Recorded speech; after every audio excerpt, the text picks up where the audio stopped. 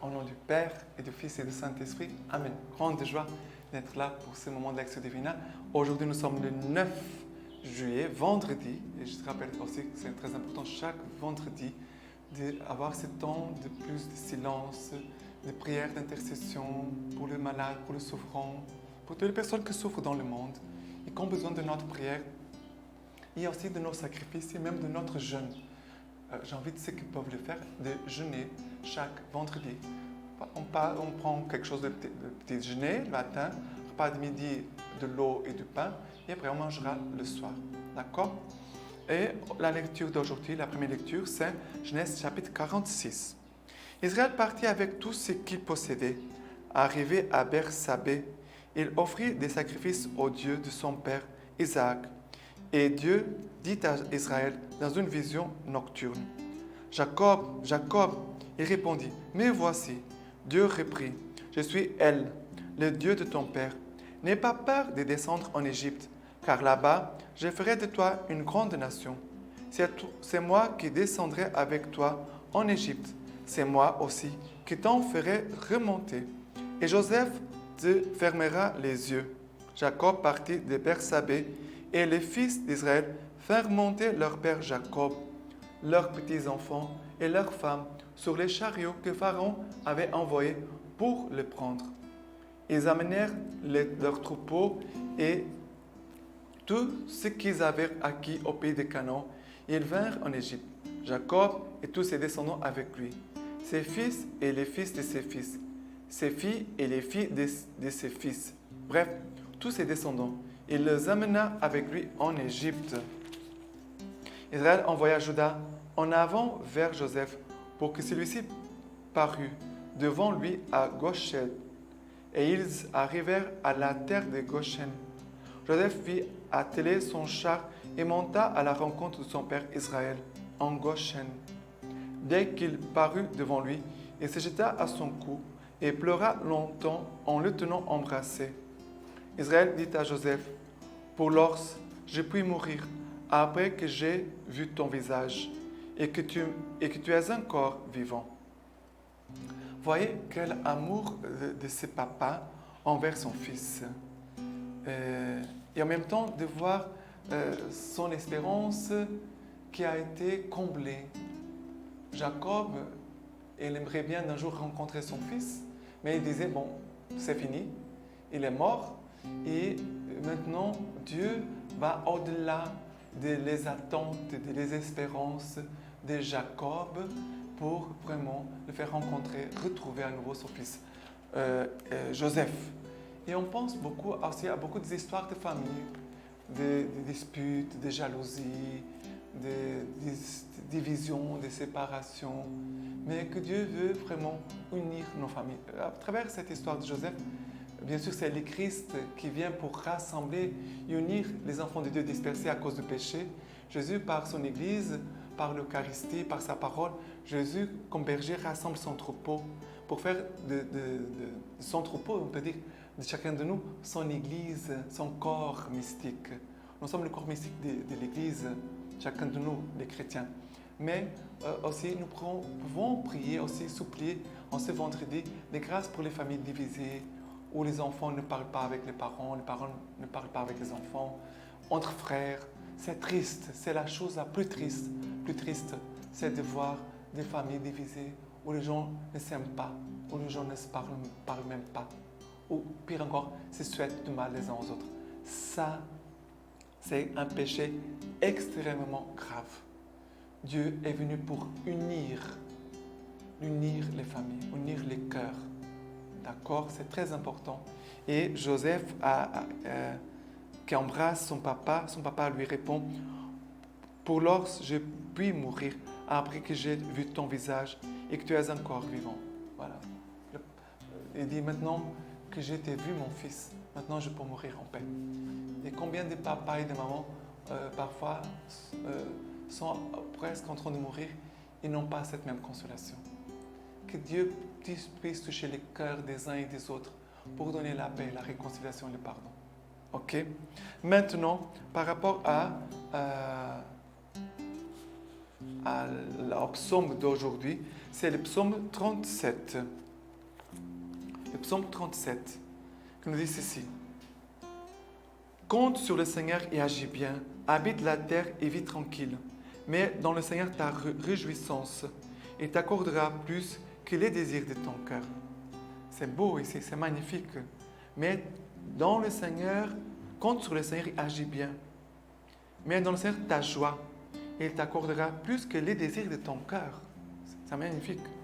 Après, le Seigneur connaît les jours des parfaits. Éternel sera leur héritage. Pas de honte pour eux au mauvais jour. Dans la famine, ils seront rassasiés. Après, évite le mal, agis bien. Tu auras une habitation pour toujours. Car le Seigneur aime les trois. Il n'abandonne pas ses fidèles. Évite le mal et agis bien. Évitez le mal. Ça veut dire que c'est notre responsabilité. Évite le mal et fais le bien. Et fais le bien. Et après, le salut des justes vient du Seigneur, leur lieu fort au temps de l'angoisse. Le Seigneur les aide et les délivre. Il les délivrera des impies. Il les sauvera quand ils s'abritent en lui. Et que le Seigneur vraiment puisse manifester son salut dans nos cœurs. Parce que c'est dans le cœur de l'homme qu'on peut trouver les belles choses, mais aussi les mauvaises choses. Les choses plus laides sur le monde, on peut le trouver dans le cœur de l'homme. Que Jésus puisse venir vraiment manifester son salut dans notre être de pécheurs, dans nos cœurs où parfois il peut y avoir des péchés, qu'il nous délivre de tout ça, qu'il puisse faire notre cœur vraiment un Dieu où Dieu habite, mais où il a de l'espace aussi pour les autres et aussi pour ceux que nous avons plus de mal à aimer. Et maintenant, l'évangile d'aujourd'hui, c'est Matthieu chapitre 10, versets 16 à 23. Voici que je vous envoie comme des brebis au milieu des loups. Montrez-vous donc prudents comme les serpents et candides comme les colombes. Méfiez-vous des hommes, ils vous livreront au Sanhédrin et vous flagelleront dans leur synagogue. Vous serez traduits devant des gouverneurs et des rois à cause de moi, pour rendre témoignage en face d'eux et des païens. Mais lorsqu'on vous livrera, ne cherchez pas avec inquiétude comment parler ou que dire. Ce que vous aurez à dire vous sera donné sur le moment, car ce n'est pas vous qui parlerez, mais l'Esprit de votre Père qui parlera en vous.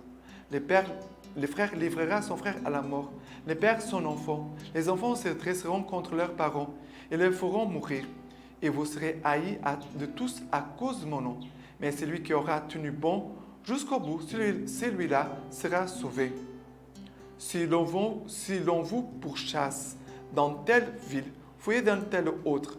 Et si l'on vous pourchasse dans celle-là, fouillez dans une troisième. En vérité, je vous le dis, vous n'achèverez pas le tour des villes d'Israël avant que ne vienne le Fils de l'homme. Voilà ici la parole du Seigneur qui nous dit, dans les difficultés, dans les persécutions, dans les choses contraires qui s'opposent, qui peuvent vouloir nous blesser, Jésus dit, mais lorsqu'on vous livrera, ne cherchez pas avec inquiétude comment parler. Ça veut dire que celui qui est inquiet, c'est celui qui compte sur lui. Il compte sur lui, sur ses propres moyens, ses propres forces, il est inquiet. Et Jésus va dire, mais, très important, ne vous inquiétez pas. Ce que vous aurez à dire vous sera donné sur le moment, car ce n'est pas vous qui parlerez, mais l'Esprit de votre Père qui parlera en vous. C'est l'Esprit Saint qui parlera en nous. Avoir un cœur propre, un cœur droit, un cœur bon, permet à l'Esprit Saint toujours de nous guider. Et l'Esprit Saint va nous inspirer. Mais celui qui est rempli de mal, il va avoir du mal à écouter l'Esprit Saint. Il va avoir du mal. Mais l'Esprit Saint peut parler à nous tous. Parce que l'Esprit Saint essaye toujours de trouver la fente, la brèche, pour pouvoir entrer dans ton cœur. Parce que Dieu ne veut pas qu'aucun homme se perd. Dieu veut le salut de tous les hommes, de tous les bons et les mauvais et les pécheurs. Dieu veut le bien éternel pour tous. Mais que nous puissions avoir cette grande confiance. Esprit Saint, conduis-moi pour que je sois un instrument de paix, un instrument d'unité, un instrument de bien, un instrument pour construire le royaume de Dieu en milieu de nous. Voilà. Et maintenant, la lecture patristique d'aujourd'hui, c'est de Saint Clément de Rome, lettre aux Corinthiens. Vous voyez, mes bien-aimés, combien l'amour est quelque chose de grand et d'admirable. Il est impossible d'expliquer sa perfection. Qui sera capable d'y être trouvé par Dieu, sinon ceux qu'il en a rendus dignes? Prions donc et demandons à sa miséricorde de nous trouver dans l'amour pur de tout parti présumé et irréprochable. Heureux sommes-nous, mes bien-aimés, si nous accomplissons les commandements de Dieu dans la concorde qui vient de l'amour, pour que nos péchés soient pardonnés à cause de l'amour. L'Écriture dit en effet, heureux ceux dont les iniquités sont pardonnées, dont les péchés sont effacés. Heureux l'homme à qui le Seigneur n'impute aucune faute et dont la bouche ignore le mensonge. Cette béatitude concerne ceux qui Dieu a élus par Jésus-Christ notre Seigneur. À lui la gloire pour les siècles des siècles. Amen. Toutes nos chutes, toutes les fautes que nous avons commises sous les assauts de l'adversaire, demandons qu'elles nous soient pardonnées.